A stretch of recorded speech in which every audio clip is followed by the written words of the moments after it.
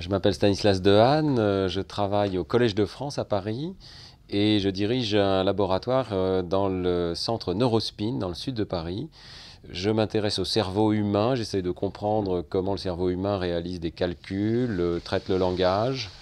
Et je suis ici ce soir à Copenhague pour donner une conférence sur la conscience et le cerveau. Sujet un peu spéculatif, mais sur lequel on commence à avoir pas mal de données maintenant au laboratoire. Sans hésiter, la personne qui va le plus influencer, c'est Jean-Pierre Changeux, professeur au Collège de France lui aussi, et qui a publié il y a un peu plus de 30 ans maintenant un livre qui a fait date, qui s'appelle L'homme neuronal. Je pense que beaucoup de gens connaissent, qui était à la fois des neurosciences et une certaine philosophie qui expliquait que chacune de nos pensées devait être comprise comme l'entrée en activité de certains réseaux de neurones. C'était un livre qui a eu une énorme influence sur moi et c'était une sorte de pétition de principe, mais sans toute la démonstration que même nos pensées les plus élevées pouvaient s'expliquer comme l'activité de réseaux de neurones. Et je me souviens très bien, à l'époque, j'étais tout jeune scientifique, et je me suis dit, ça c'est un sujet de recherche absolument passionnant, et probablement aussi les technologies vont arriver pour permettre de l'explorer dans le cerveau humain. Et quelques années plus tard, effectivement, l'imagerie cérébrale est arrivée.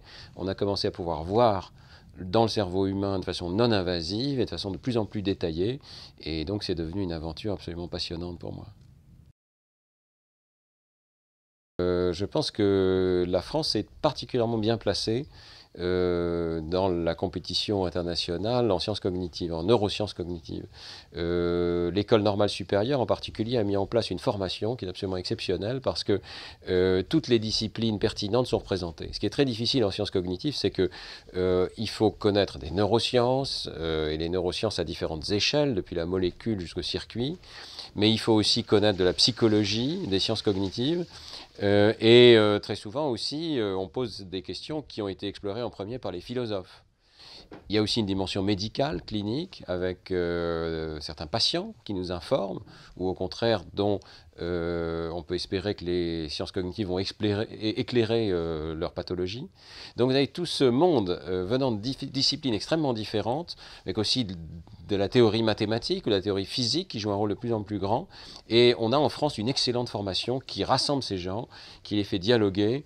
On a aussi une très bonne formation en mathématiques qui fait qu'on a des étudiants qui sont capables d'attaquer ces problèmes avec un esprit, je dirais, de théoricien. Donc ce qui est très intéressant dans l'école française de neurosciences, c'est cette tentative d'avoir des explications théoriques finalement, d'essayer d'amener un petit peu plus de théorie mathématique dans le domaine des neurosciences.